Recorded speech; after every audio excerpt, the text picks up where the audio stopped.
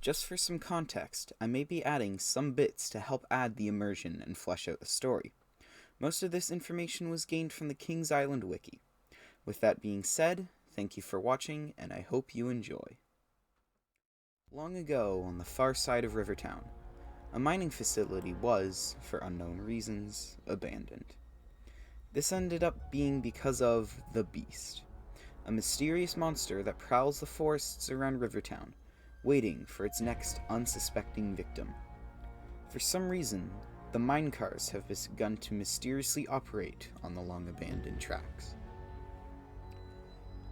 Long ago, the Miami River Lumber Company began its roots in the forests of southern Ohio. They purchased a plot of land behind the Ramsey family, just outside of Rivertown. They stumbled across an old wooden shed on the land they were clearing. Feeling like it was good fortune, they decided to build their mill on top of where the shed was.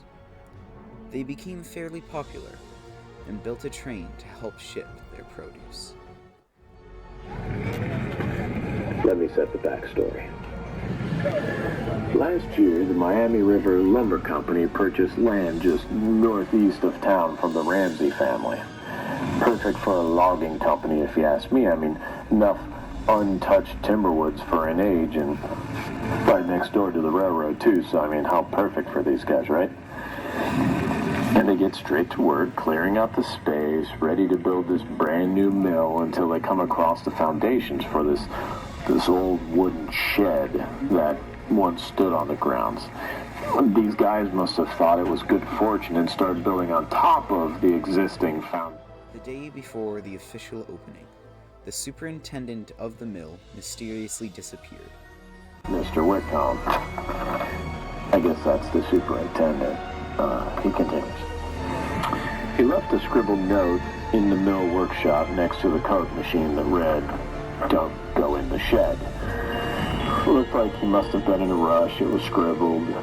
We couldn't make heads nor tails of what he meant as we were standing right inside it, but he was nowhere to be found at.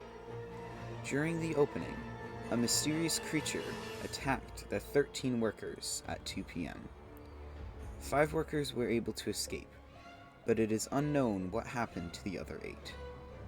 7 days after opening, the mill closed down instantly. The mill closes like that. 7 days after opening, the place shuts down. A while after the closure, security was patrolling the perimeter of the facility, and a mandatory lockdown was initiated. While all of this was going on, 2 people, a male and a female, were noticed walking into the area. A security guard was ready to go after them, stating that they were heading for the shed. However, the guard was stopped by his supervisor, stating it was too dangerous to go any closer.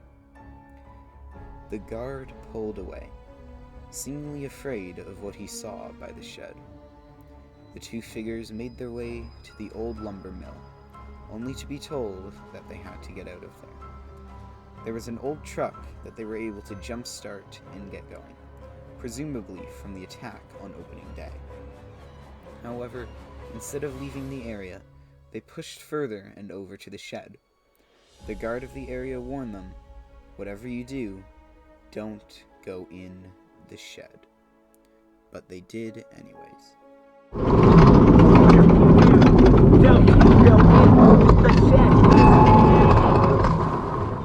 Once in the shed, they were met with a large amount of scrawling on the walls, stating, "It's in the shed." They stopped their truck, only to be met with an old radio jumping to life. They began to slowly drive out of the shed, before being met with the creature itself. The name is unknown, most people calling it the Mystic Timber. It is unknown what happened to these 2 individuals, but it is assumed that they met a dark fate. There are different tellings of this tale. The true circumstances are unknown. The Mystic Timber itself has been changed a lot, some believing it was a bat-like creature, while others described it as having snake-like features. although the most common belief is that it is an evil tree that has come to wrought revenge on the company that destroyed its resting place. Thank you for watching this video, and I hope you enjoyed.